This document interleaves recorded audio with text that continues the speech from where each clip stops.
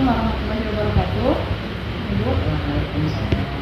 Nah, ya Bu, izin Bu sebelumnya perkenalkan Bu, nama saya Feby Fitri. Saya dan teman-teman saya lainnya ini dari Umrah Bu. Nah, kebetulan kami bertiga dari jurusan Pendidikan Matematika angkatan 2019 Bu, atau sekarang di semester 6. Nah, kebetulan untuk mata kuliah literasi matematika, kami ada satu tugas Bu atau satu proyek untuk membuat pembelajaran terkait literasi matematika. Nah, namun sebelum kami mendesain pembelajaran literasi tersebut, kami ingin wawancara Ibu dulu nih, karena kan Ibu guru kelas ya di kelas 5. Jadi kami ingin wawancara kira-kira pembelajaran matematika di kelas itu Ibu laksanakan seperti apa gitu. Boleh Bu, saya wawancara Ibu. Nah, mungkin sebelumnya Ibu bisa perkenalkan diri dulu Bu. Perkenalkan diri Ibu ya. Ibu namanya Ibu Feby Katriani, guru kelas 5 SD. Ibu guru matematika selain dari guru ini ya, guru tematik, guru pelajaran-pelajaran lain. Karena dia matematika ini bagi diri sendiri, tidak sama dengan teman. Baik Bu. Oke Bu, terima kasih Bu. Nah, sebelumnya Bu, terkait literasi ini Bu, mungkin secara umum kira-kira di sekolah ini sudah mulai diterapkan Bu pembelajaran yang berkonsepkan literasi? Sudah ada, tapi belum sepenuhnya ya, belum sepenuhnya. Karena apa, di dalam pelajaran matematika ini kalau masih tingkat SD itu kita banyak pakai ini pakai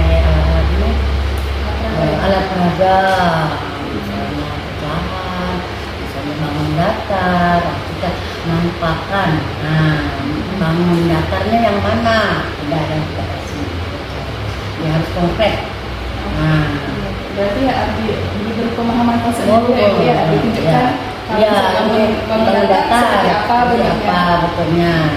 Terus sifatnya bagaimana, di mana sisinya, mana sudutnya, mana titik sudutnya, itu harus kita jelaskan.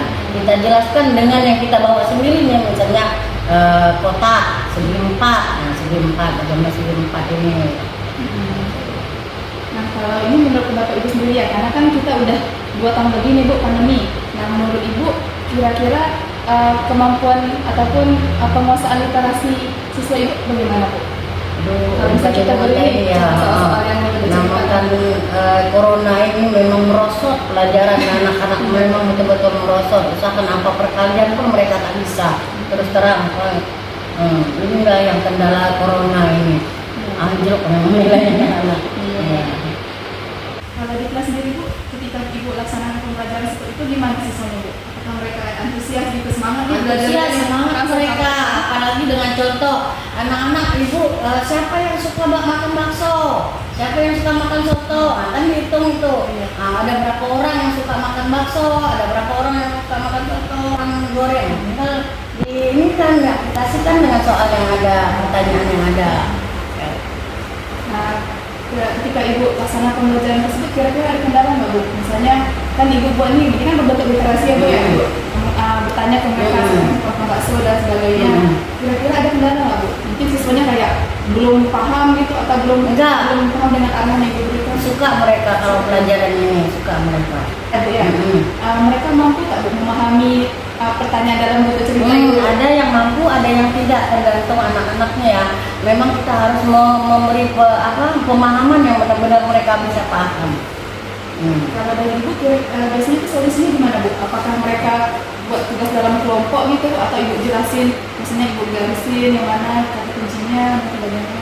Kadang-kadang bisa pakai kelompok ya, anak yang lebih pandai biasa mewakili ini kelompok 1, kelompok 2, kelompok 3 yang lebih pandai dia bisa ngajarin teman-teman yang ada nih belajar seteman ya. Biasanya kalau kita ini ya minta bantu sama anak-anak murid itu itu aja lah. Ibu. Nah, mungkin ini saya mau minta saran nih dari Ibu. Kan kami mau mendesain pembelajaran literasi matematika. Mungkin menurut Ibu topik apa gitu Bu yang sesuai untuk kami buat pembelajarannya untuk literasi? Literasi ini ya, pecahan juga boleh ya. Kalau pecahan itu banyak soal cerita ya. Soal cerita bagaimana itu bisa itu soal cerita bisa dikenal untuk literasi. Kalau dari kelas Ibu siswanya ada berapa orang Bu? Kelas Ibu siswa 38. 38. Itu kalau misalnya dari 38 itu mereka aktif nggak Bu? Atau mungkin Ibu bisa kasih perkiraan gitu dari 38 itu kira-kira berapa orang yang kemampuan yang literasi matematikanya mungkin bisa dikatakan baik gitu? Ada 60% lah dari 38 tuh yang bisa lah. Bisa. Bawah itu enggak kurang ya. Nah, kalau yang di bawah itu gimana saya sebenarnya?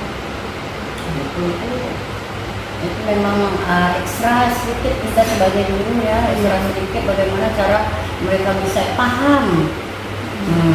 Kita paham untuk pelajaran matematika. Hafal ya 2 kali 2 harus Nggak bisa. gitu. Anak sekarang nggak bisa langsung hafal, nggak bisa. Dia harus begitu. Nggak bisa dia. Harus 2. Sama, kelas tinggi juga sama. Mereka tak bisa hafal langsung hilang. Pemahaman mereka. Misalnya 8 kali 5, berapa kali 5-nya? Berarti balik lagi ke cara pembelajarannya Bu ya. Baik Bu, terima kasih banyak ya Bu atas jawabannya Bu, dan juga kesediaan Ibu untuk menerima kami gitu wawancara Ibu. Mudah-mudahan sukses ya. Amin. Mungkin itu saja ya Bu wawancara kami untuk hari ini. Insya Allah nanti kami akan berkegiatan yang berbeda sesuai Ibu. Terima kasih banyak ya Bu. Assalamualaikum Bu. Waalaikumsalam.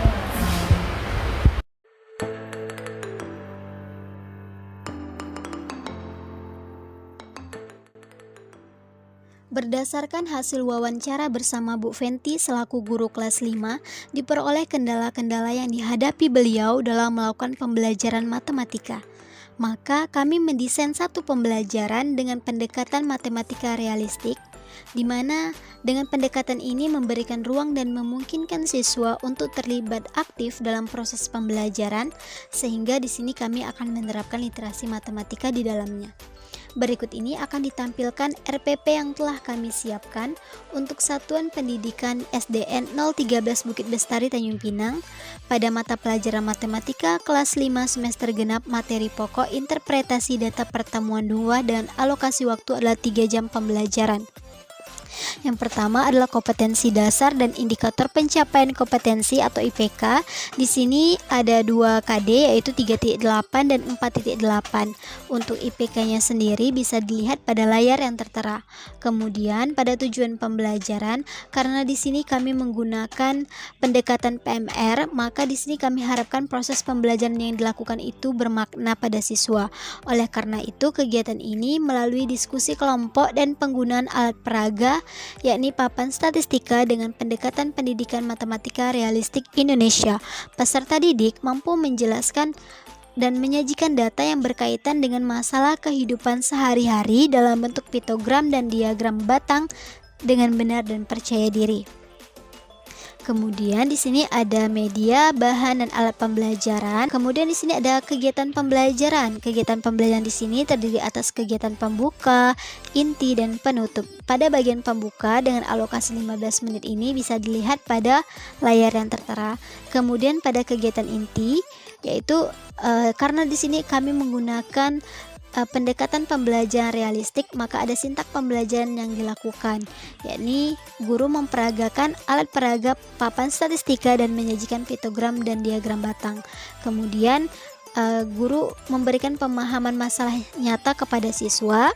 Setelah itu guru meminta perwakilan siswa itu untuk mengelompokkan masalah nyata tadi, yaitu mengelompokkan warna kegemaran beserta banyaknya siswa pada setiap warna.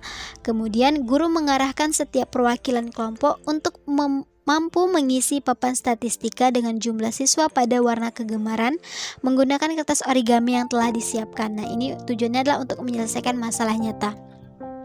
Kemudian itu melakukan pembandingan dan mendiskusikan jawaban, di mana guru meminta setiap kelompok untuk membandingkan jawaban yang telah diberikan oleh kelompok lainnya dan mendeteksikan jika terjadi sebarang kesalahan pada penyajian data, kemudian menyampaikan argumen yang akan ditanggapi kelompok lain. Setelah itu, guru meluruskan dan menyimpulkan pemahaman siswa terkait penyajian diagram batang yang dibuat oleh setiap perwakilan kelompok. Nah, guru memberikan soal terkait penyajian piktogram yang akan diselesaikan siswa dalam kelompok dan meminta setiap perwakilan untuk menempelkan gambar terkait pada papan statistika. Kemudian pada kegiatan penutup di sini 10 menit ya. Nah, di sini bisa dilihat pada layar yang tertera. Pada kegiatan evaluasi, di sini ada penilaian sikap, penilaian pengetahuan dan penilaian keterampilan. Kemudian berikut ini akan ditampilkan praktik desain pembelajaran yang telah kami buat. Setelah membuka pelajaran, memberi salam dan berdoa, peserta didik dibagi menjadi 5 kelompok yang beranggotakan 6-7 orang.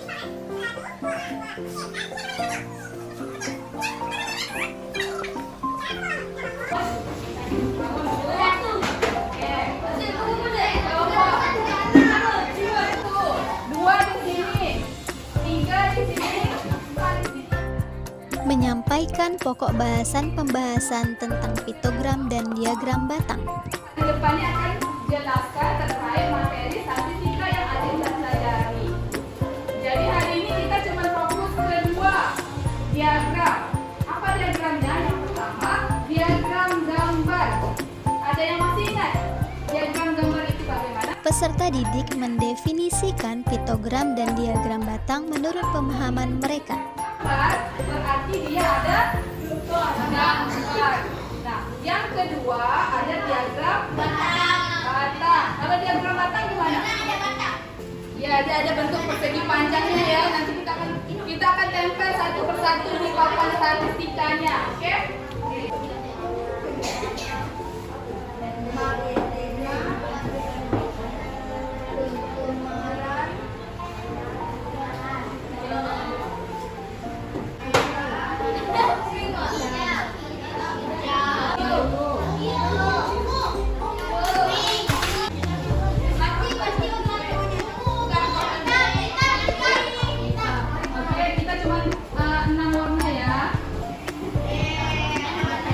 Menginformasikan tujuan pembelajaran dan langkah-langkah pembelajaran yang akan dilakukan.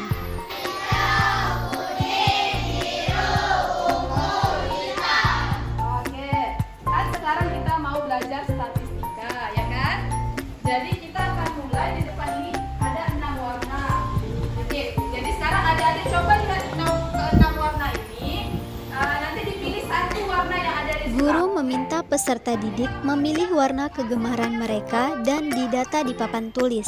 Nah, ini untuk memahami masalah nyata. Guru meminta perwakilan siswa mengelompokkan warna kegemaran beserta banyaknya siswa pada setiap warna.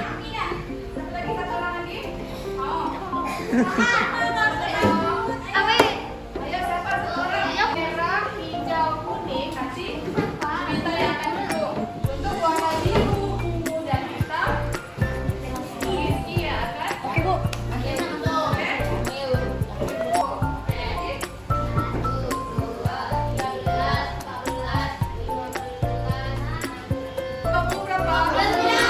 Tambah 1, tambah 3. Ketika yang mana ini siapa? Ketika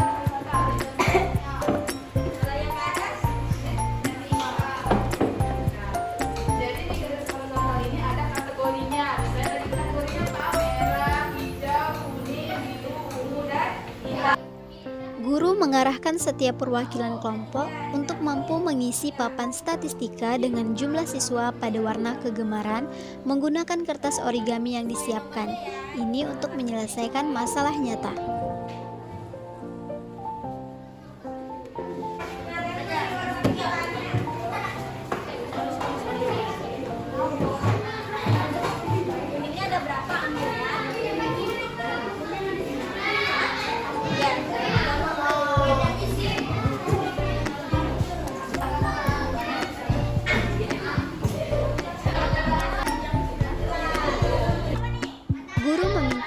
kelompok membandingkan jawaban yang diberikan oleh kelompok lainnya dan mendeteksi jika terjadi sebarang kesalahan pada penyajian data dan menyampaikan argumen yang akan ditanggapi kelompok lain. Nah, ini adalah kegiatan membandingkan dan mendiskusikan jawaban.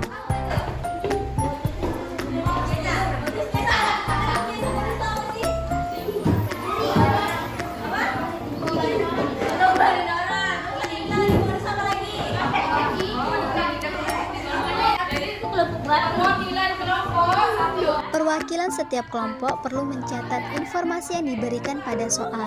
Nah, ini untuk melatih literasi matematika peserta didik. Kak Dimas berjualan ayam di pasar setiap hari. Ini dengerin dulu ya. Yang dicatat angka-angkanya nih. Hasil penjualan ayam ekor yakni Senin, kata Senin terjual 10 ekor. Ada apa yang dijual? Ayam. Hari Senin berapa ekor? 10. Oke. Hari Selasa terjual 20 ekor. Ya. Hari Rabu terjual 30 ekor. Oke. Hari Kamis terjual 20 ekor. Hari Kamis 20. Hari Jumat terjual 30 ekor. Hari Sabtu terjual 40 ekor. Guru memberikan soal terkait penyajian piktogram yang akan diselesaikan siswa dalam kelompok dan meminta setiap perwakilan untuk menempelkan gambar terkait pada papan statistika.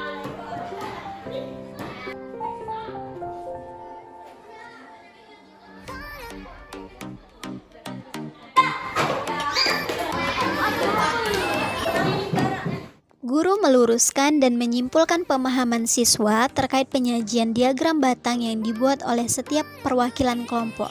Nah, ini adalah kegiatan menyimpulkan. Pada kegiatan penutup, yaitu guru memberikan penguatan materi dan kesimpulan dari penyajian data atau dapat dikatakan sebagai refleksi, serta mengapresiasikan hasil kerja siswa dan memberikan motivasi.